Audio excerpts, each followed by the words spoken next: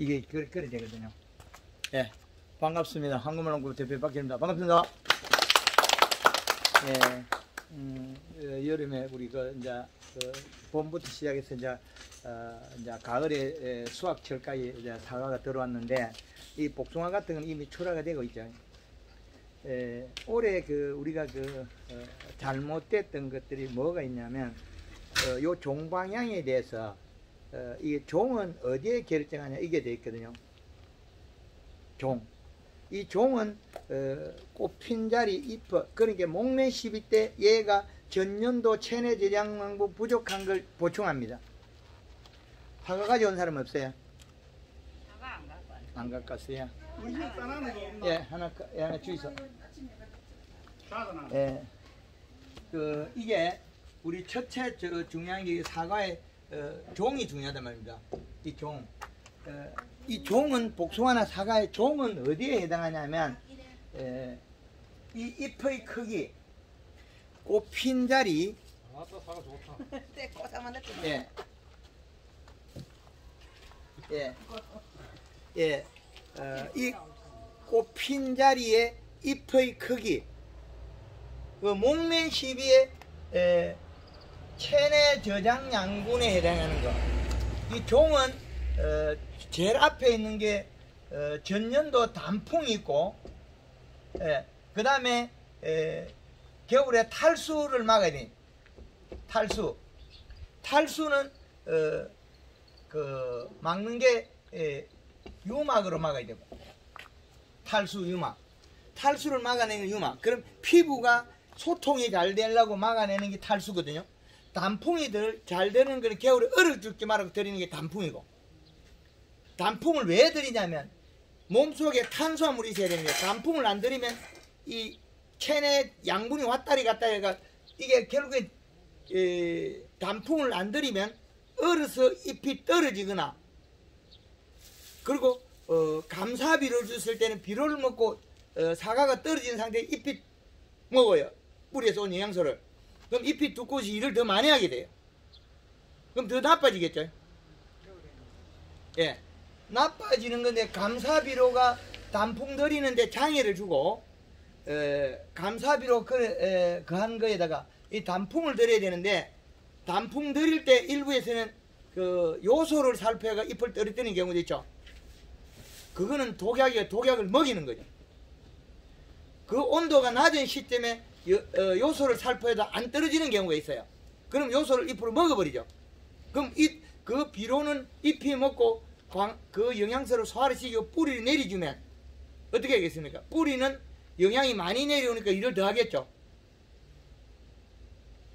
그러면 잎이 떨어지고 나더라도 뿌리는 계속 일을 한다는 거죠. 지상부에서 내려오는 영양소가 있었기 때문에. 단풍을 들여버리면 뿌리가 멈춰버려요. 그 몸속에 탄수화물이 축적이 되고, 결국에는 이 안에다가 몸통에다가 뭘 집어넣냐면 탄수화물을 집어넣거든요. 당분. 그 당이 이제 이쪽에 해당하는 거고, 단풍을 들일 때는 우리가 사과를 따고 오면 뭘 써 있습니까? 이때는 우리 골드 칼라, 요 부분은 칼라 1.5리터가 아니고 요거는 2리터를 올려야 돼요. 2리터에 설탕 3kg에 염화가리 이때는 5kg부터 10kg까지가 단풍을 들이는 거예요. 온도가 낮기 때문에 우리 사과 따고 나면 온도가 낮아요. 10월달 넘어가면 우리가 단감 종묘에도 염화가리 10kg 쓰거든요. 이 정도에 된 상태에서 단감 종묘에 염화가리 10kg 쓴다고요. 5 내지 10kg를 써서 단풍을 들이는 염화가리를. 그럼 이게 단풍을 들일 때 작업이라는 거죠. 수확 끝난 게 내년 농사 시작이 되는 거예요. 과실을 땄는데 농사의 시작이 되고 있어요, 이미. 그런데 우리는 여기에다 감사비를 주거나 낙엽을 지우기 위해서 요소를 살포하면 독이 되겠죠. 그런데 우리 차라리 염화가리를 가지고 살포해서 단풍을 지운다면 덕이 될 건데, 거기에다가 우리는 염화가리가 들어있고 설탕이 들어있고 영양이 들어있어 몸속에 영양을 보충을 하고 있어요. 체내. 이 영양소는 어디에 해당하냐면 내년 봄에 종방향 키우는데 에너지가 되겠죠. 체내 제장양분. 그래서 단풍을 들이면 뿌리가 정질하거든요. 뿌리가 멈추고 잎에 있는 영양소가 몸으로 축적이 된다. 이 동작이 맞아야 됩니다. 그런데 우리 절벽에 있는 나무 있죠. 설악산 대청봉에 단풍이 내려오죠. 그놈들은 내년에 가도 안 죽고 살아있어요. 비로 주고 영양 잘 주는 우리 상하나면 얼어 죽어요. 왜 그랬겠습니까? 몸속에 탄수화물 농도가 차이다요. 그리고 종간에 겨울에 견디는 힘이 좀 일부는 달라요. 품종에 따라서. 가로수도 보면 어릴 때는 안 죽고 있다가 크면 이게 엇박자로 내요. 그러면 죽어요. 상주 쪽인가 하여튼 그때 제가 강의하러 가는데 아래쪽에서 산 쪽으로 가니까 산 쪽에 있는 나무들은 안 죽어요. 또 도로공사를 하면서 땅이 척박한데 데는 단풍이 들어가 안 죽어요. 토질이 좋은 쪽에 나무가 잘 자란 가로수는 겨울 얼어 죽어버려요. 그럼 우리 사과는 어떻게 되겠습니까? 잘 자라라고 계속 영양을 공급했는데 영양 타이밍 방법이 다르겠죠. 가을에는 단풍이 최고 들어야 되는 우선이다. 그 다음에 겨울을 가면 우리가 이 나무가 뭐 하겠습니까? 땅이 얼어버려요. 여기 땅이 얼어버리면 여기에서 나무도 얼었어요. 그럼 이 위에 있는 것들은 그냥 내팽개쳐 있는 거예요. 얼었는 데서 물이 밑에서 못 올라가겠죠. 그러면 잘 안 얼게 만드는 것이 단풍을 들여가지고 몸속에 탄수화물 농도를 올리는 거예요. 설탕물을. 그래서 단풍을 들이고 난 다음에 11월달에 또 뭐 하고 있겠습니까? 기름으로 얘를 코팅을 시켜버려요. 물 빠져나가지 말라고. 그때 문제는 요것들까지 단풍까지 괜찮은데 유막에서 문제는 많이 일으켜요. 왜 일으켰냐면 이게 보약이라 그러고 기계를 천천히 간 사람, 또 재벌 친 사람, 그리고 기름이 굳어서 용해가 안 된 사람, 이 세 종류가 있다는 거죠. 그래서 유막은 하실 때 내가 자신이 없으면 물 500에 식용유 18리터 한 통. 그럼 퐁퐁양을 더 많이 열어야겠죠. 퐁퐁용이 한 통에 2리터 들어가는데 18리터에 2리터인데 그 양을 조금 더 널리서 써도 되고, 앞으로는 가슴 소다를 쓰면 기름이 분해가 더 잘 됩니다. 그런다고 해서 가슴 소다를 갑자기 이야기하면 구하지를 못하겠죠. 우리가 또 나이 많으신 분들 뭐 이렇게 인터넷에 잘 못하고 이러면, 그래서 퐁퐁 쓰는 게 제일 효과적이기 때문에 퐁퐁 쓰라 그러는 거예요. 가슴 소다를 써도 기름이 제일 잘 녹아요. 유막 코팅에는 물 500리터 기준입니다. 전체가 식용유, 폐식용유는 가격이 싸고 새거 사면 비싸죠. 요거 18리터에서 한 27리터까지. 그 다음에 여기 퐁퐁은 2 내지 4리터. 그런데 요게 2 내지 4리터라는 거는 한 통 반에 4리터까지 들어간다 소리겠죠. 근데 기름을 혼합할 때 기름을 좀 집에서 그때 쓸 때 좀 따뜻한 데 뒀다가 가져오자는 거예요. 따뜻한 데 뒀다가 가져와서 쓰자. 그리고 물도 지하수도 좀 물을 빼버리고 좀 따뜻한 물 올라올 때 그때 기계 한번 담아 가지고 그래가 쓰고, 그리고 요거는 우리 SS기 노즐이 살포하는 얘가 아래쪽에 잎이 있을 때는 많이 살포해야 되지만 낙엽이 지고 나면 아래쪽에 그리 많이 쓸 필요가 없습니다. 위에서 떨어지는 거하고 노즐을 잠가버려야 돼. 몇 개만 열어놓고 다 잠가버려야 됩니다. 근데 위에 잘 올라가라고 여기다가 세게 치고 있는 거예요. 따블로. 그죠? 위에 저는 중복되는 양이 적은데 밑에는 완전히 따블이 되겠죠. 흠뻑 치는 것 같으면 두 골에 한 번만 치면 돼요. 한 골 띄웠어요. 골렁기를 치면 되는 거예요. 한 골 치고 한 골 치고 그래도 충분합니다. 그래서 밑에는 너무 많이 많거든요. 그래서 턴할 때는 그 기계를 장가를 소리도 하잖아요. 돌는 자리 장가가 써라. 그냥 돌아볼 것 같으면 아예 막 한 골에서 띄우고 써라. 한 폭, 두 줄에 한 번만 치라는 거죠. 그래도 괜찮아요. 저쪽 다 날라와요. 골이 짧아가 이래 불면 다 날라옵니다. 그것마저도. 중복 살포하지 마라. 남는다고 두 분 재벌 치지 마라. 자신 없으면 하지 말고. 하여튼 요건 개발할 때 저희 종묘에 쓰려고 개발한 게이기 때문에 제가 처음 개발할 때는 이게 유마 코팅이 포크레인 유압호수가 떠지가 단가 묘목에서 온 거예요. 12월달에 캐다가 그 종이 동해가 잘 일어나는 모래밭에 심은 거예요. 그래서 포크레인 캐다가 기계를 세우고 요놈 뭐 늙은 기계 때문에 문제가 됐다고 나무 가져오고 내년 봄 되면 기름 안 묻은 놈은 살아있고 기름 묻은 놈 요거는 겨울에 죽을 거다 얼어서 봄에 가니까 기름 묻은 놈은 잘 살아있고 기름 안 묻은 놈은 싹 죽어버렸어요. 거기서 착안해서 개발했는데 이거 유막 코팅이 개발을 하기 전까지 동해에 대한 부분을 무수하게 연구를 많이 했어요. 석류나무가 우리 창원 쪽에서 우리 마을은 양다리에서 석류가 잘 안 열어요. 앞에 마을은 음다리예요. 해마다 석류가 잘 열어요. 왜 그렇습니까? 겨울에 탈수 현상 때문에 그래요. 그럼 우리가 사과밭이 밑에 동네 가까운 이런 데가 사과 농사 잘 돼야 되는데 시간이 가면 이런 농사가 안 되고 저 산에 잘 되고 겨울에 탈수라는 겁니다.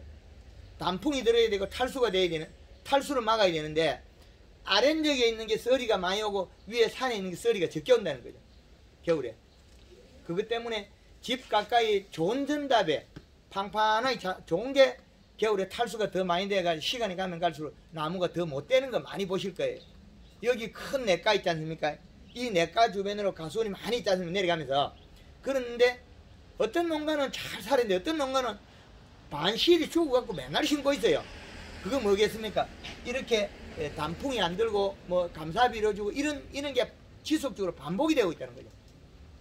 그래서 가을에 단풍 들이고 유마 코팅하고 여기까지가 1년이 끝나는 시점이에요. 올해 끝나는 시점이 여기에요. 이러고 난 다음에는 이제 우리가 할 게 없어요. 요게 겨울에 준비 작업이 끝나는 거고 지금 현재라면 이제 이런 과실을 보면 얘들이 울퉁불퉁한 게 겨울에 얼어서 그래요. 그런데 얘가 꽃필 때 얘 복숭아하고 둘러보면 얘 둘이 달라요. 얘는 잎이 먼저 나오고 먹어버리고 배 같은 것도 목매시비에 설탕을 가지고 쓰는데 사과는 잎이 먼저 커버리니까 잎이 먼저 먹어버렸어요. 요 놈들이 잎이 나올 때 요 아랫잎 있죠. 그 과대지에 그 과총잎이 나오면서 먼저 설탕을 먹어버렸어요. 그래서 봄에 우리가 목매시비에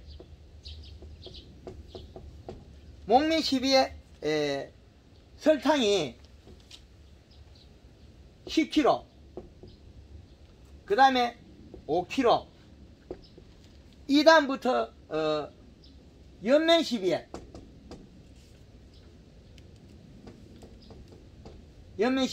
그 목매시비에 여기까지가 횟수는 조절해가 쓰는 거고 요게 어디에 해당하냐면 복숭아는 해당이 돼요. 근데 사과는 배도 꽃이 먼저 피는 해당되냐. 사과는 과총엽이 먼저 나오면서 요 목매시비에 요 설탕을 먹어버렸어요. 요놈이. 그래서 목매시비에 설탕을 꽃필 때 완벽하게 된다고 생각하는 게 안 되더라는 거죠. 그래서 연면시비에 설탕을 온도가 내려가면 무조건 10kg 쓰자. 언제까지? 노지 고추 심을 때 있죠. 노지 고추 심을 때까지는 5kg가 좋은 것 같더라. 돼 있다. 이게 영동의 남준호 회장님이 6월 10일까지 5kg를 계속 썼어요. 장애가 제일 적습니다. 그리고 경북 청도에서 날이 춥다 크니까 물 1000짜리에다가 15kg 엮어 쳤습니다. 아늘고 사과 좋아해. 모양도 예쁘고. 경북 봉화에서 내일 되게 춥다 그러니까 꽃이 활짝 피 있으니까 SSG 한 차에 500에 10kg 엮어 쳤어요. 동네 사과 다 떨어지고 자기 것만 딱 붙어 있어. 이제 답이 나왔죠. 동네 사과 다 떨어지고 자기 것만 붙어 있어요. 설탕만. 거기다가 그린 혼합을 하고, 예, 그건 이제 설탕을 먼저 부각시켜야 되니까, 예, 고려한 거고, 그 다음에 평균적으로 우리가 노지 고추 심을 때까지 5kg. 노지 고추 심을 때까지는 5kg 쓰자. 5kg를 쓰고 그 뒤부터는 낮추면 되거든요, 설탕은. 그런데 요놈의 복숭이 좀 문제가 돼요. 요놈은 좀 클 때까지 쓰니까 설탕이 여기 털에 들어가서 오염이 되더라는 거예요. 요놈은 복숭아는 설탕을 여기 그 애들 가지고 노는 구슬 맡아면 설탕을 한 1kg대로 낮춰버려야 되겠어. 3kg 들어가니까 요게 요 껍질에 약간 그 앞쪽에 그 얼룩이 지더라. 설탕이 좋긴 한데 좋고도 좋은 영양소인데 그런 단점이 있더라는 거죠, 설탕이. 그래서 노지에 그 고추 심을 때까지는 우리가 그 과실수들이 자연 환경에서 너스리 온도 때문에 낮아서 장애를 받으니까 설탕을 5kg 쓰고 연면시배 때 이 중에도 날씨가 얼어밀고 춥다 그러면 10kg 쓰자. 요수에 갑자기 5도 뭐 3도 떨어진다 하져 있죠. 그래서 설탕이 3kg가 3도를 견디고 5kg가 5도를 견디더라. 그래서 7.5kg 이상 되니까 전혀 장애 없다는 거죠. 요 부분 이해됩니까? 예. 우리가 제가 매년 이렇게 안정적인 계파를 잡아놨는데 올해는 이게 완전히 바뀌어요. 뒤죽박죽. 날씨가 계속 한파가 왔다는 거죠. 그래서 그걸 못 잡았던 게 우리 회원들이 데이터를 다시 뽑아내 나온 겁니다. 초기 목면 시비는 골드 그린 2리터를 혼합하고 연면 시비 때는 1.5리터를 혼합해서 그린 두 번에 칼 한 번. 그린 2회에 칼라 1회. 그러면 요거는 언제까지 가냐면 설탕만 바뀌지 홍로 6월 30일까지 부사 7월 15일까지. 요거는 노지 꽃이 숭굴 때까지 설탕 5kg 들어가고 그 이후에는 설탕이 3kg 들어간다.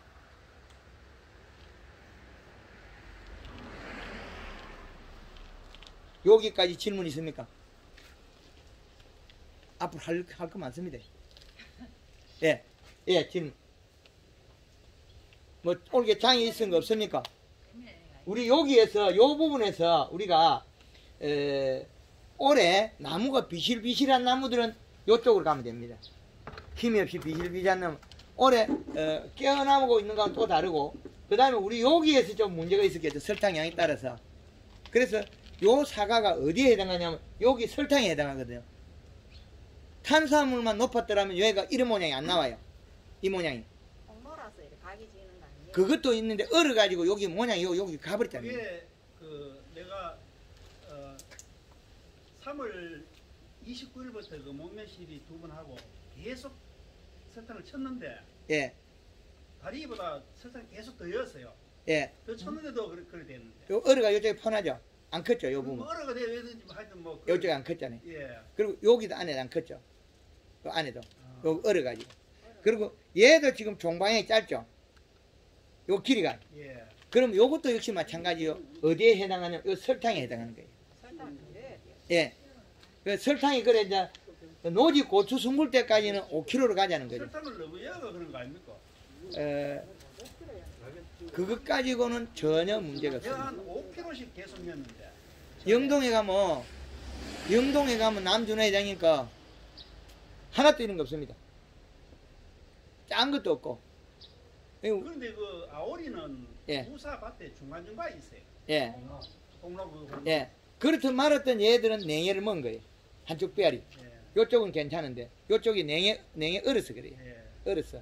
그리고 얘가 적게 생긴 거는 전년도 체내 저장 양분 여기 해당하고 단풍들이. 원래 부사 보면 내가 지금 오늘 아침에도 내가 칼라하고 저 가리하고 치고 왔는데 30분째 동선 한번 쳤는데 예. 설탕은 지금 안 넣거든요. 한 500g 들어가도 괜찮은데 그거 왜 들어가라 그러냐면 이제 또 한 가지 더 요거 끝나고 나면 다시 해드릴게요. 예. 예. 요거는 저 설탕은 아주 중요한 부분이니까 그래 활용해서 잘 쓰시고요. 설탕. 그럼 식용유하고 퐁퐁은요? 예. 가격 지고 언제쯤 해야? 12월 달이에요. 요 유막 코팅은 12월 초에 정성에는 날씨가 너무 추워갖고 조금 빨리 하죠. 11월 작년에 12월 1일 날 했는데 예, 그게 처음에 추위 오고 나면 첫 추위 한번 오고 나면 잘 따시지거든. 그때 하있어 그러면. 첫 추위가 한번 가을을 지나고 한번 오잖아요. 예. 내려갔다 그 다음에 또 한번 술 따시잖아요. 11월에는 못하지. 예? 11월 달. 11월 달에도 온도 많이 내려가고 한번 내려갔다 오면 그다 하시. 예, 그렇게 하시면 됩니다. 그 기계유하고는 뭐 어떤 관계 있습니까? 유막하고. 기계유제도 기계유도 그 내나 기름인데. 기름인데 그거는 광물이기 때문에 영양제가 안 돼요. 이건 영양제가 돼요. 그 기계유제보다 이게 그 비용이 적게 될 거예요. 설탕 대신에 포도당은 어때요? 그런 소리 하지 마세요. 대한민국 사람들 그 이야기 했다가 포도 어디 사지도 못해. 본인 하고 싶으면 혼자서 해. 아니, 그 물어보잖아요. 그 양이 이 많은 속에 한 번만 딱 틀어버리면 큰일 나요.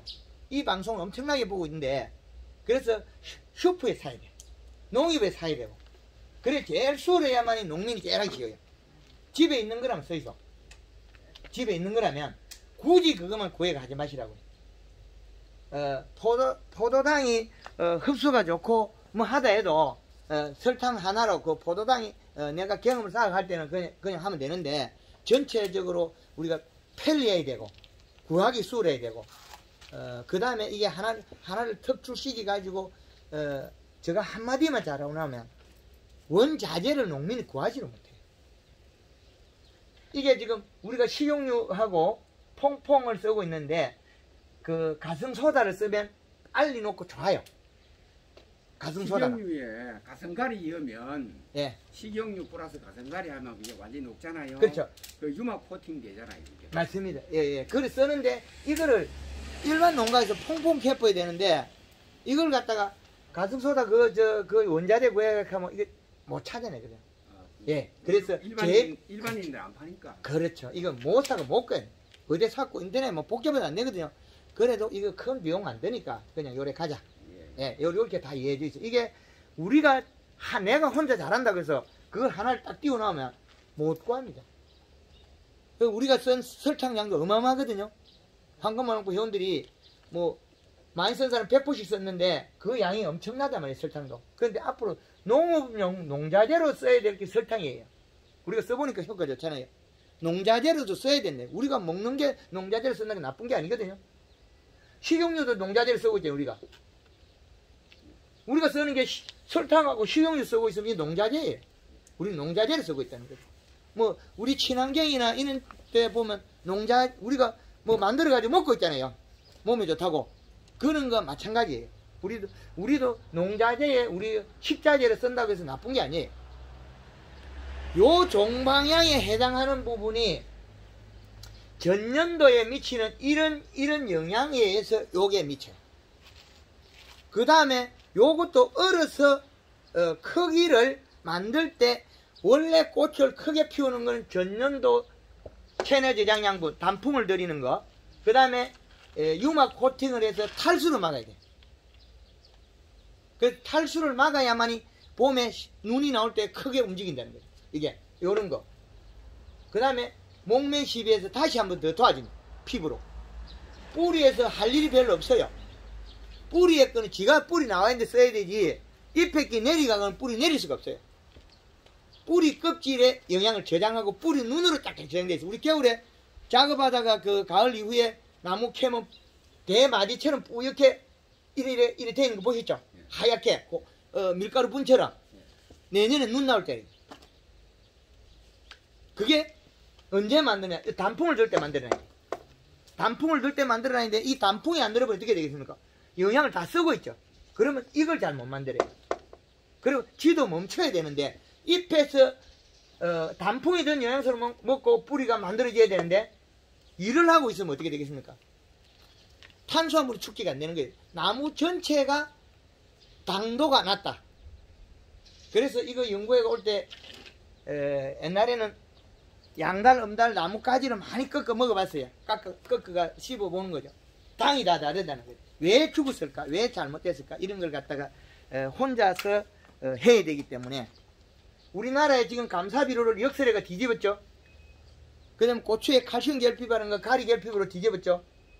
마그네슘 비료 과다로 또 뒤집어요.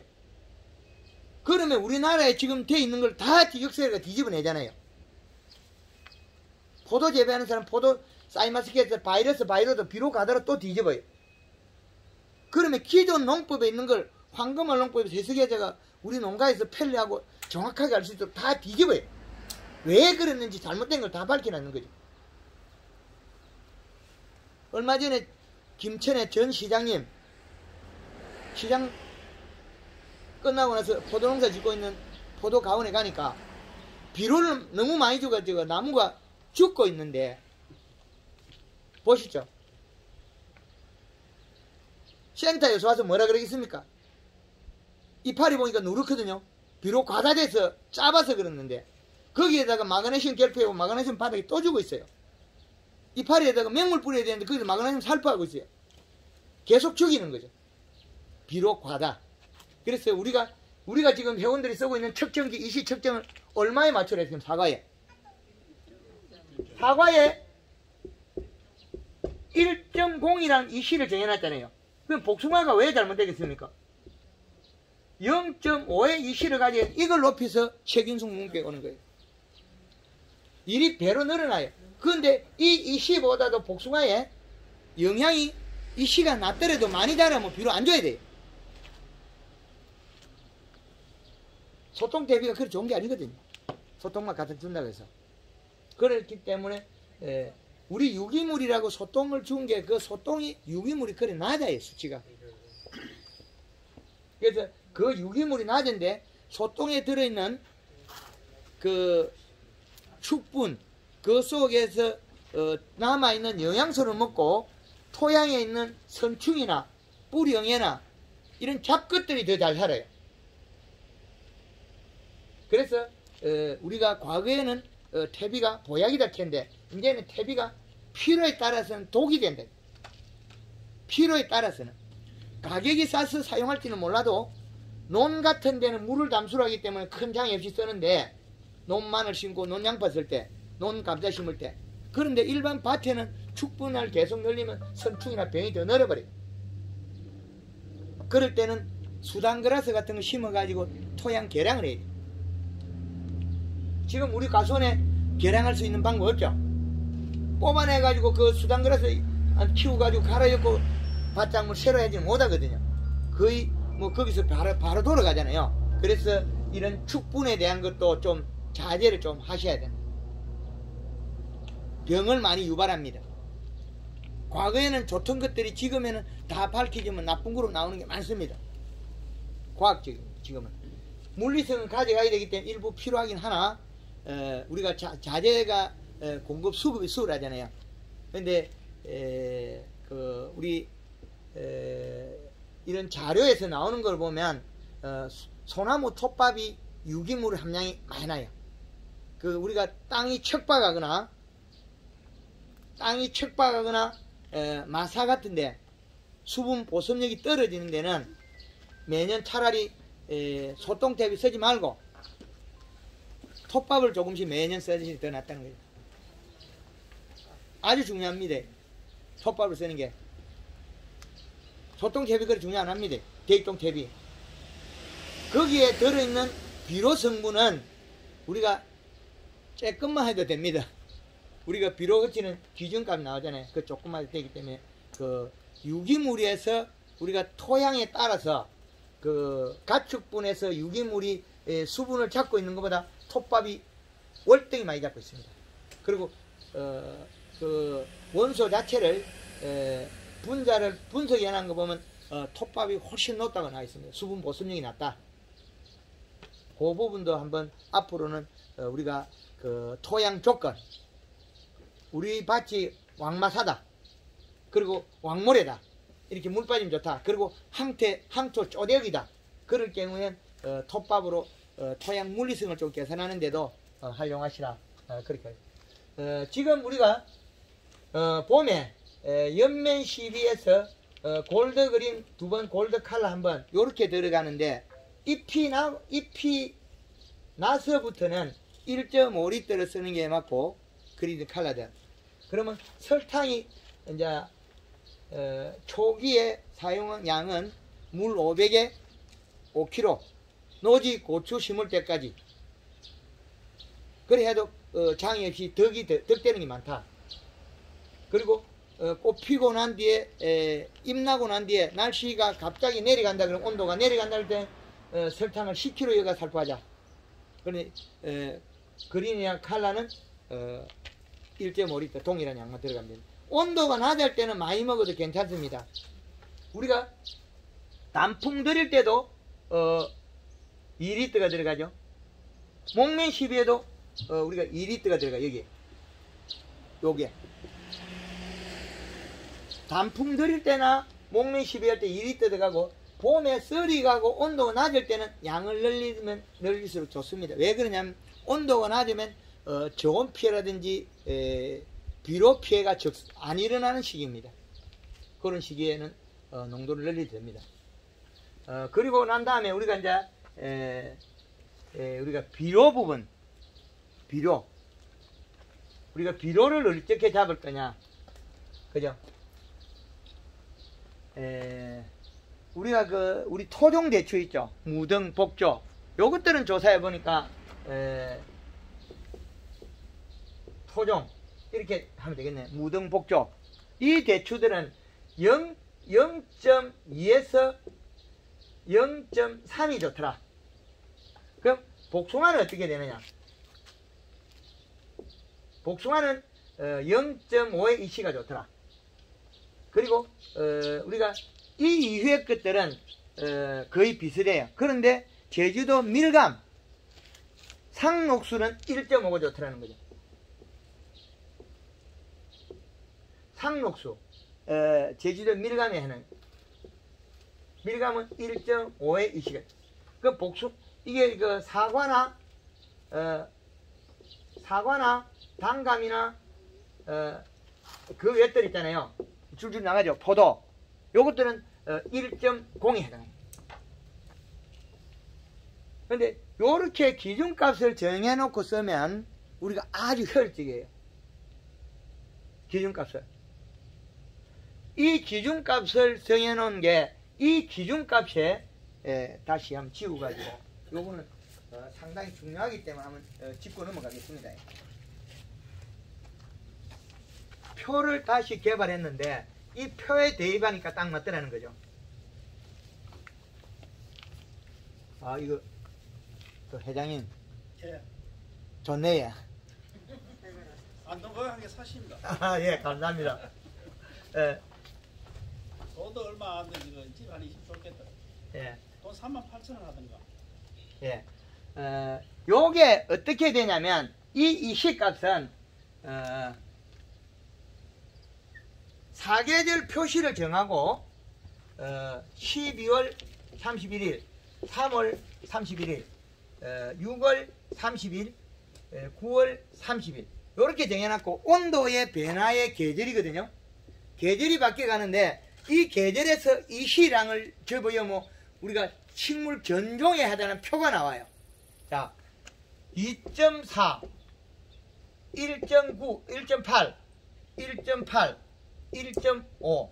이건 뭐냐면 온도에 노지 고추에 1.5를 맞추면 괜찮은데, 여기에다가 플러스 0.3으로 하면 키가 작아집니다. 여기에서 우리가 수분은 35에서 45%. 그러면 이 공식을 여기다가 합성을 하면 나와요. 여기에서 비료를 주면 여기 식물이 자람이 나와요. 자, 여기에서 비료를 주면 여기에서 5.0의 사망이 나와요. 요게. 그러면 이 표는 어떻게 되냐면 요 표가 여기에서 식물 자람은 비료를 적게 주면 안 자라요. 여기서 요렇게 가서 요렇게 만나서 요렇게 돼요. 다시 원래대로 돌아가요. 비료량을 적게 주면 요 자리에 돌아가요. 이거는 뭐냐면 요 정점이 요 중간 지점이 요게 해당해요. 요 놈이 요게 해당한다는 거죠. 안정화된 최적화된 위치가 여기라는 거죠. 사과는 우리가 어떻게 되냐면 1.5를 하면 좋으나 1.5를 할 때 단점이 있어요. 그래서 사과의 이 C는 1.0이죠. 1.0이 우리는 사과의 여기에 해당해요. 사과는 요 양이. 그런데 요보다 이 C를 높이면 사과의 웃자람이 줄어들어요. 노지 고추를 이 C를 1.5보다 플러스 0.3을 하면 1.8이 나오겠죠. 1.8이 나오면 여기 식물이 자라면 작아지고 있죠. 더 많이 주면 죽어버려요. 비료를 적게 주면 식물이 안 자라요. 그런데 비료량이 늘어나면 어떻게 해요? 늘어나면 죽어버려요. 비료량에 따라서 식물이 자라는 게 달라요. 비료량이 적으면 많이 자라죠. 비료량이 적은 거나 그늘에 있는 거는 잎 두께가 얇기 때문에 적게 자라요. 우리가 지금 사과가 이때까지 도장지 많이 나고 컸던 게 비료량이 적어서 자란 겁니다. 이제 답이 나왔죠. 봄순을 안 키워서 그런 거 잘못된 거죠. 근데 지금 기존 값에 비료의 1.0보다 약간 늘어나면 어떤 현상이냐, 키가 적어지게 돼 있어요. 잎이 두꺼우면 절간이 좁아지고 작아집니다. 제가 전국을 돌면서 노지 고추에서 계속 집어가 이야기하는 거 있죠. 그 기준값이 0.8이나 고추가 1.5를 가져가야 되는데 0.8 되면 키가 크고 있어요. 이제 이해됩니까? 우리가 알고 있는 상식은 요 기준표에 대면 바뀌어버렸죠. 이렇게 정확한 걸 개발해가 써도 되는데 이걸 못했다는 거죠. 요건 또 최근에 제가 강의 중에 일부 살짝 개발해가 이제 안정화시키는 거죠. 다음엔 이걸 보고 배우시면 될 겁니다. 우리 도장지가 났는데 도장지의 잎 절간 간격을 보면 절간이 늘으면 이 비료량이 적은 겁니다. 비료량이 많으면 잎이 두껍기 때문에 키가 안정화되게 안 크게 돼 있어요. 마디가 짧아요. 근데 비료량이 적으면 어떻게 웃자라겠죠. 그래서 지금까지 우리가 고추가 키가 큰 거는 비료량이 원 기준값보다 작아서 그렇습니다. 비료가 적으면 올라가잖아요. 여기서 제로에서 올라갔죠. 이 시가 0에서 올라간 거죠. 이 시가 0에서 5.9는 올라갔는데 이렇게 우리는 표를 만들어 가서 농업에 필요한 방법을 우리가 스스로 개발했어요. 고추가 농사가 안 되고 쭉쭉 늘어졌던 거는 기준값보다 비료량이 작아서 그렇습니다. 이제 아시겠습니까? 아주 중요한 일입니다, 이게. 그러면 우리가 황금을 농법에서 봄에 연면 시비를 많이 해서 봄순을 두텁게 해서 잎이 가지고 있는 영양량을 늘려서 절간을 좁힌 겁니다, 이게. 자람. 이게 식물이 자람이 요 기준값보다 줄이는 겁니다. 왜? 잎 속에다가 탄수화물을 넣고 영양을 공급시켰다는 거죠.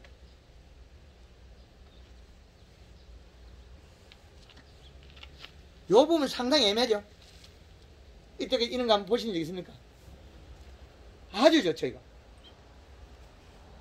엄청난 내용이죠, 이거는. 이거 우리가 알고 있던 상식을, 기준값을 완전히 깨물어서 생리를 정립했죠. 하우스 고추가 키만 쭉쭉하고 안 여는 사람들 가면 이 씨가 났고 아니면 그늘을 찌워놨습니다. 잎 두께가 얇은 식물들은 자기가 지금 햇볕으로 광합성량이나 삶에서 조금 부족하다. 10% 부족만큼 키가 크고 있어요. 더 작으면 안 자라겠죠. 더 작으면 안 자라는데 부족한 양에 따라서 지금 웃자람이 나왔어요. 이걸 보고 우리는 비료가 많다 이렇게 하겠죠. 그 잘못이라는 거죠. 양이 약간 늘어났을 때 어떻게 되냐? 잎 테두리가 타요. 그래서 이 공식을 아는 건 아주 중요할 거예요. 요건 꼭 요거 사진 찍어가든지 가져가세요. 이 내용은 정말 좋습니다. 요거 다 찍어 있어. 제가 조금 세고 필요한 분 요거 사진 찍어가지고 요거는 지금 꼭 필요합니다. 요 기준값이라는 게 우리 사과에서 기준값이 요게 해당하는 거예요. 그래서 요건 아주 중요합니다.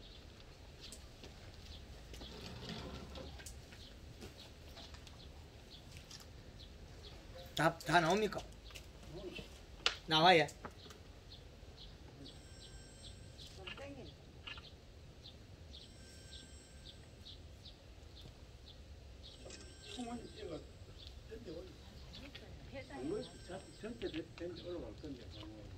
이거 지금 방송 나오잖아요. 그렇죠. 예, 그거 보면 되죠. 예, 그러겠습니다. 그럼. 네. 요거는 요 기준값은 엄청나게 중요한 겁니다.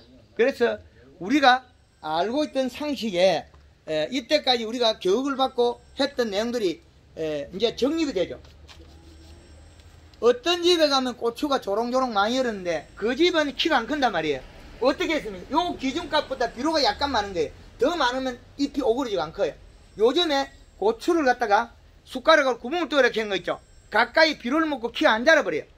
처음을 고추 열고 그 다음에 안대홍사 망쳐요. 뿌리에 비료가 가까워서 그런 거예요. 이 씨값이 올라갔다는 거죠. 그래서 고추를 심을 때 어떻게 해라 뭘 해라 다 기준값을 설정해 놓으면 우리 국가에서 1차 산업에서 활용하기 제일 좋은 표가 되는 거죠. 회장님 전에 말고 요거 개발해서 마음에 듭니까? 근데 고추에 비하니까 이해를 못 하겠네요. 아니요. 사과도 동일합니다. 사과도 사과도 동일합니다. 사과도 요 우리가 도장지 가지를 보면 비료값이 낮으면 가지의 절간이 넓어져 버려요. 왜 그러냐면 잎이 비군을 가지고 있는 양이 적다 생각하면 무조건 얘들은 늘어지게 돼 있어요. 햇볕을 많이 보려고. 우리 과수에서 아래쪽 잎들이 잎이 쭉 커버려요. 왜 그랬겠습니까? 잎이 탄수화물이 부족하면 자기 세포를 더 늘려야 햇볕 광을 더 많이 받기 위해서. 그런데 우리 황금을 놓고 초기에 도장순 나기 전에 봄순을 키워버리면 그게 막아집니다.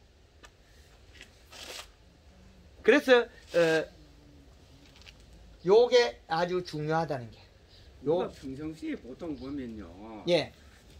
이 논에다가 비료를 비료 한 줌 줬는 논하고 안 줬는데 하고는 줬는 데가 더 키가 크거든. 예. 근데 그 지금 이야기하는 거는 좀 상이되는 거잖아요, 그죠? 우리가 얘기하는 거다. 맞습니다. 정확합니다. 우리가 고추에 비료 안 줬다고 고추에 비료를 딱 주면 고추가 더 크잖아요. 요 기준값보다 낮았습니다. 예, 낮습니다. 그게 하우스에서 농사를 잘 짓게 많이 가르쳐준 농장에 그걸 맞춰놨거든요. 겨울에 2.4를 약간 능가해요. 키워요. 그러면 500평 하우스에서 내년 6월달까지 9월달에 심어서 내년 6월달까지 100평의 비료 200kg씩 먹어요. 500평 하우스에서 1톤의 비료를 먹여냅니다. 그럼 잔량이 남느냐? 없습니다. 그러면 잎 두께와 절간 길이는 비례하게 돼 있어요. 그래서 우리 나락 같은 벼 같은 거 있지 않습니까? 웃자람 나오는 거 탄수화물 부족하거든요. 그래서 우리가 벼를 갖다가 비료를 줘서 안 자빠지게 해야 되거든요. 약 20%까지 더 줍니다. 그리고 설탕 양을 늘려버려요. 해남에서 4만 평에 지금 하고 있고 일부 황금을 얹고 회원들이 많이 하고 있습니다. 벼를. 그런데 거기는 설탕 양을 3kg에서 5kg까지 씁니다. 벼. 왜 그렇게 쓰느냐? 약간 더 잡아놓고 비료를 더 주고 비료를 더 준 만큼 설탕량을 3kg가 아니고 우리 벼는 설탕을 칼라만 씁니다. 골드 칼라. 정상적일 때는 1.5리터고 부족하면 2리터를 쓰고 잘못됐을 때 그러면 여기 그 다음에 설탕이 나락이 좀 잘못된 것들은 설탕 양이 많이 안 필요해요. 3kg가 필요해요. 나락이 잘 된 것들은, 우짜란 것들은 보면 잘 되고 힘이 크다. 그러면 설탕을 5kg 써요. 염화가리는 요거는 1kg 쓰고, 나락이 우짜란 것들은 2kg 쓰고. 요게 골드 칼라에는 벼의 화분가 작물인 옥수수, 수수, 조, 벼, 보리, 여기들은 칼라만 쓰면 된다는 거예요. 골드 칼라. 그런데 이게 좀 부실하게 된 것들은 2리터를 쓰고, 설탕은 3kg 쓰고, 염화가 1kg 쓰고, 비료량이 많아가지고 나락이 자빠져질 것 같다. 그러면 1.5리터에 설탕 5kg, 염화가 2kg 써요. 이렇게가 잡아버립니다. 그러면 생산이 월등히 늘어납니다. 많게는 약 벼도 약 40%까지도 정수가 가능합니다. 쌀에서 40%가 어마어마하거든요. 우리 여기하고 조금 떨어진 상주에서 한 분이 봄에 노지 고추 2,000평에 스프링클러 설치하고 이시량 맞추가 지금 얼마에 나면 매출액이 지금 6천만 원이 넘었어요. 말리가 출하해가지고 앞으로 달린 거하고 합하면 노지 고추 2,000평에서 1억을 넘게 매출액 올린다. 엊그저께 통하니까 정말 고맙다고. 그 왜 그랬냐? 물을 뿌리라 했거든. 상시 영양 먹으면 물 뿌리면 아주 빨리 먹는다. 하우스 겨울 하우스 매일 물 뿌리고 있어요. 잎에 있으면 영양 어디 있냐? 이동시켜야죠. 우리 과시 사과는 봄에 비를 이용해서 우리가 연면식 했죠. 그러나 하우스나 계속 연속 착과되는 것들은 그렇게 잎의 영양소를 빨리 이동시켜야 돼요. 그 집에 이 실을 얼마 맞춰놨냐면 그 노지 고추에서 이 실 1.8을 맞춰놨어. 여기에서 약간 넘어갔죠. 키가 별로 안 커요. 여기에서 맞춰놨고 그러면 생산이 엄청 늘어나요. 양이. 지금은 위에 달린 것들이 밑에보다 더 많아요. 한 꼭지에 많은 건 3개 달려있어요. 우른 거면 SS기가 뿌려줘도 됩니까? 됩니다. 되는데 그거 우리가 규모가 크면 그거보다도 잘하는 거에 치중해라는 거죠. 요 앞에 이야기한 거 너무 잘하라 하지 말고 기준값. 그리고 지금 이제 요 기준값에 요 이 시가 지금 현재 이 시가 우리가 가리가 많은지 질소가 많은지 인산이 많은지 잘 모르죠. 그래서 이 가지에 아주 중요한 일이 이제 벌어질 건데 요 정도는 거의 맞아요. 이 잎을 보고 알겠습니까? 요거는 요 정도 가지하고 요 정도가 다르죠. 두 개가. 그죠? 여기 약간 노랗죠. 요거는 지금 요 가지는 가리를 1.5kg, 2kg 먹어도 돼요. 요거는 가리를 1kg만 먹어야 돼요. 1kg. 안 그러면 한 번씩 빼야 됩니다. 가리를. 왜 빼라는 거 알겠습니까? 사과가 요색이 안 나오고 요렇게 나올 수가 있습니다. 요색. 사과나무가 노랗게 해가 힘없는 나무 보셨죠? 그 나무가 사과색이 요렇게 안 나고 요렇게 나는 경우가 있습니다. 과숙입니다. 가리 함량 과다가 되면 과숙이 돼요. 가리 함량을 많으면 과숙이 됩니다. 그게 저 강원도 쪽에서 가니까 옛날에 그 배추하고 이런 작물 많이 한 그 밭을 사과 가온을 만들어놨는데 자웅이 17년 된 나무인데 나무가 많이 노화됐어요.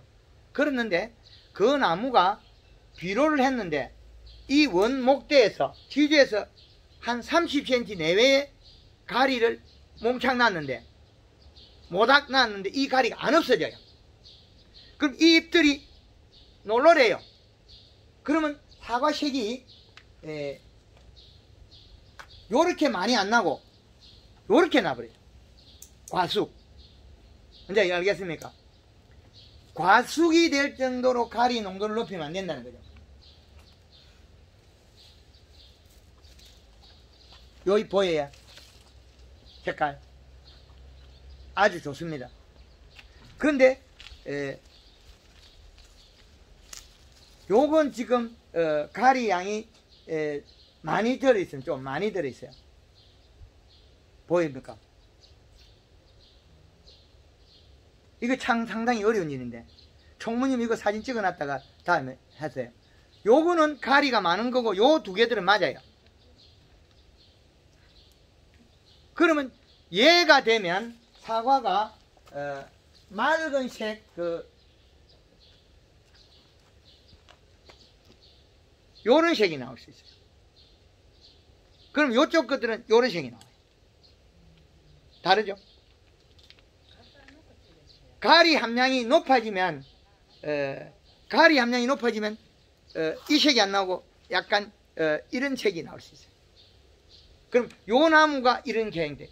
옛날에 사과나무가 노화된 나무고 힘없는 나무가 이렇게 부스가이 나왔죠. 과숙입니다. 우리가 그 가리 함량이 높아서 과숙이 된 거죠. 그거는 ip이 어릴 때부터 쪼긋하게 크죠. 그럼 생식 기능이 너무 많았다는 거죠. 과숙. 그런데 가리를 사용하더라도 그 토질마다 이동하는 그게 다 다르거든요. 어떤 밭은 이래 뿌리나 모닥 뿌리나도 상관없어지는데 황토 같은 건 딱 잡고 있어요. 그리고 또 우리가 너무 가까이에 딱 던져놓으면 그대로 있습니다. 그런데 질소는 괜찮은데 가리는 그게 영향이 많아요. 생식 기능을 너무 많이 부여시키네. 그런데 고추밭에 가리 양을 늘리나면 고추 끝말음 있죠. 칼슘 결핍 하나도 안 일어나요. 가리 양을 늘려버리면. 근데 이 사과에 와서는 과숙이 될 수 있다. 요 색이 납니다. 다른 것들은 과숙이 돼도 과숙이 되면 요 색을 잘 못 냅니다. 요건 좀 잘 기억했다가 하시기 바랍니다. 나무 숲이 많이 우거진 속에 이렇게 따놓으면 저 노란 색깔 나는 그거는 너무 늦어서 그렇고 너무 햇빛이 안 돼서 그렇고 과숙이 돼도 그렇고 거의 비슷한데 그게 과숙이 된 거는 가리 양이 많아가지고 빨리 익으면서 저런 현상이 벌어져요. 그 밑에 들어있는 것들은 어릴 때만 잘 해놓으면 그게 없어지거든요. 햇빛 들어가면 색이 나거든요. 요 잎 색깔대로. 근데 잎이 너무 노랗게 가리 양이 늘어서 만들면 가리를 갖다가 조절해서 잘 쓰시라는 거죠. 요 색깔을 보시고.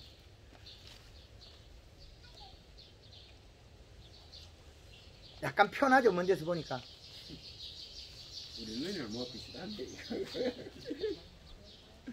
전문가가 아니라 가서 그거 이쁘고 가리야 맞추는 게 너무 힘들고 안만 빼도 이걸 어떻게 제가 이거를 잎을 진단해서 이거를 만들어 보려고 무척 노력 많이 했어요.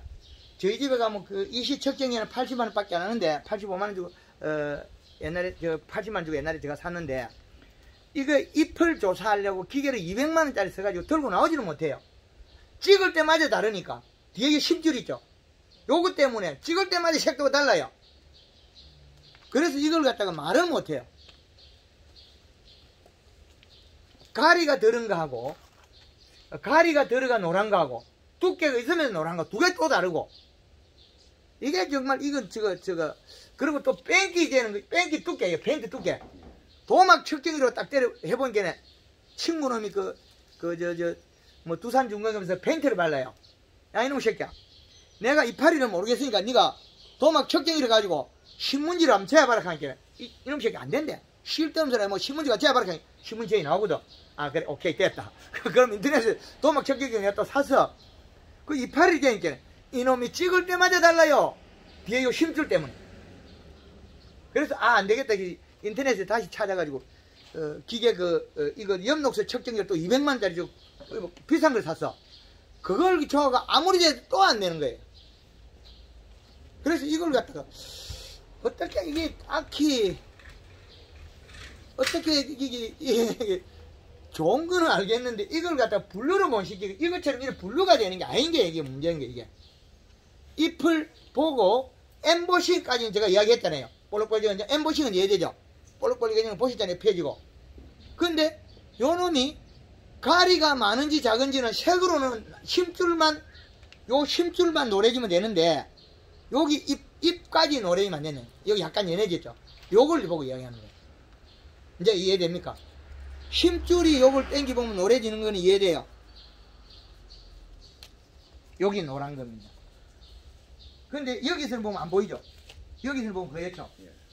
싹싹 민질이니까 노란빛이 나오죠. 여기 복판에. 가까이 보시면 안 나와요. 또 심줄 나오죠? 예. 요거는 뭐 가리가 맞다는 거예요. 예, 맞아요. 이건 안 맞고. 예, 이건 가리가 많아요. 그럼 요게 문질르면 요 색이 나오는데 안 문질르고 이 잎을 따면 요 색이 안 나와요. 하얘요. 요거 싹싹 문질르면 노란색 힘색이 나오거든요. 여기 문지르면 여기 안에서 노란색이 나와요. 보이죠? 약간 노래지죠? 요런 색이. 그래서 잎이 펴지고 문지르면 나와요. 근데 요걸 안 문지르는 거 보면 안 나와요. 하얘요. 그렇죠? 모르겠죠? 문질이 노라지네. 예, 문지르면 노라지는데 우리가 그 초기에 연면시비하고 목면 이렇게 했기 때문에 잎에 털이 강해요. 일반 농가에도 물론 털이 있는데 그래서 이 털에서 가려가지고 심줄에 노란빛이 안 보여요. 싹싹 문질러 보면 나와요. 그리고 이 잎을 이게 색깔이 진하죠? 가만 보고 있으세요. 가만 보고 있으라고. 제가 흔들면 노란빛이 나올 거예요. 약간 연해지죠? 그렇죠. 이걸 볼 줄 알아요. 어떤 거는 이래 흔들어야 되는 것도 있어요. 제가 진단할 때 이래 흔들어야 되는 게 이래 흔들어야 되는 게 있어요. 이게 이거를 찾아가 증명을 하는 게 참 어려운 거예요. 이 잎을 두고 옆으로 흔들면 보이는데 약간 가리가 있다는 게 노란 빛이 보이는. 그냥 보면 새파래요. 착시 현상이에요. 우리가 눈이 딱 고정을 해버린 거예요. 우리가 눈을 한번 봐보면 그대로 요 까맣다고 믿어버리는 거예요. 근데 흔들고 있으면 눈이 자꾸 그 감질해요. 자꾸 초점을 또 맞춰요. 그럼 이게 노란빛이 나와요. 한번 딱 보고 아 까맣구나 기억을 해버려요. 다시 볼 필요 없으니까. 요걸 흔들고 있으면 노란빛이 나와요. 약간 연해지죠. 예, 그런 이게 다 필요하다는 거예요. 잎을 약간 흔들면 보이는 거 경우가 나와요. 어떤 잎은 요래 흔들어야 되는 것도 간간히 나와요. 요래 흔들다가 안 돼가 제가 요래 흔드는 게 몇 건 있거든요. 그건 더 어려워요. 흔들어도 안 노래지는 것도 있지요. 안 노래지는 것도 있습니다. 그거는 진짜 새파란 거예요. 근데 황금을 한 거는 요렇게 흔들면 아마 나와요. 색이. 요거 복판 심줄이 문지르면 노래지고 흔들면 약간 노란빛이 나와요. 흔들면 나온다. 아니 흔들면 근데 노래지네. 아니요 그건 아니고 그게 아니고. 요 심줄을 손으로 가 노래잖아. 아니요 요 손으로 문지르면 노래져. 요거 손으로 흔들면 노래진다네. 흔들면 안 노래지. 흔들면 잎이 노래져. 착시 현상. 우리가 지금 잎을 당연히 나 모르겠다. 싹싹 문질러 보면 손으로 문질러 보면 노란빛이 나와요. 노란 같은 게.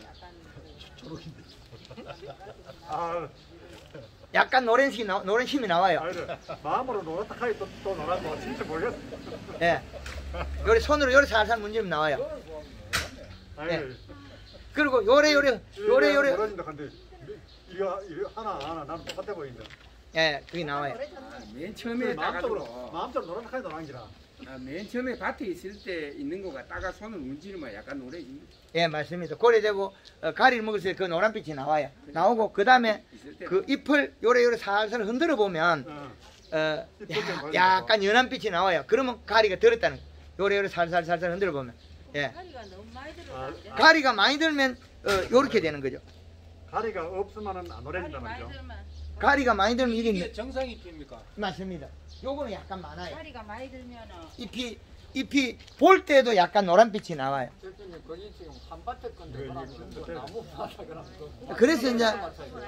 그래서 요거를 혼재를 기준값을 잡아야 된다는 거죠. 우리가 지금 나무마다 이시 틀린 것도 기준값 잡았죠.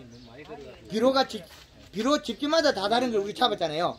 밭에 이시가 차이 나도 우리가 어느 정도 기준값 잡죠.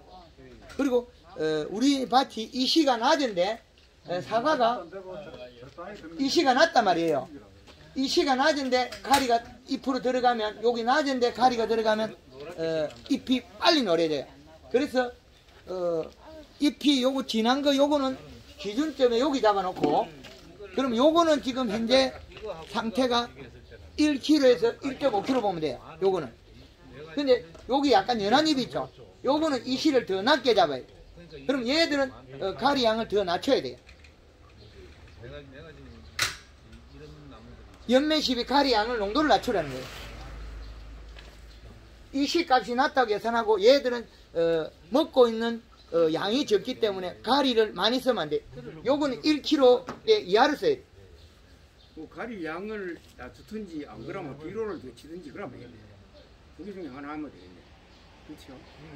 막 이 시값이 낮는 거는 비료를 좀 더 치든지 안 그러면 그래서 가리 비료를 적게 주든지 그래.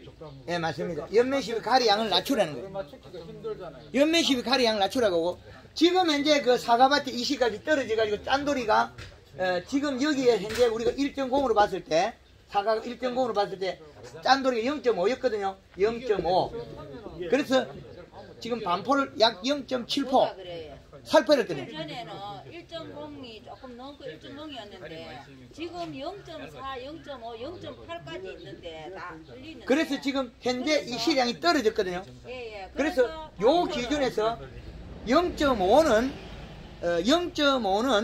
100평에 10kg를 뿌렸을 때 0.42C가 올라가요. 예. 그래서 우리가 비료 한 포가 비료 한 포가 이 한 포라는 게 단위 면적의 전체 면적에 해당하거든요. 그럼 우리가 사용하는 면적이 적어요. 그래서 조금 요래 헛뿌려야 돼요. 그러면 사과에 요 면적에 이래 뿌리면 그 면적이 나오겠죠. 그거 평수가 되는 거예요. 그 관주를 녹이가 쓰면 100평에 그 두둑에만 먹거든요. 그럴 때 100평에 10kg가 0.8이 올라가고, 우리가 100평 양에 뿌렸을 때는 20kg가 0.8이 올라간다. 그래서 100평에 10kg를 뿌리면 0.4가 20가 올라가요. 그래서 요 뿌리 면적에 해당한다. 그래서 내가 용탈량을 계산해서 뿌리야 돼. 그런데 비료를 뿌려보면 우리가 흩쳐 뿌리면 이 양이 맞는데 금방 없어지고 없더라는 거죠. 그래서 약간 좁게 뿌리죠. 가수원에 좁게.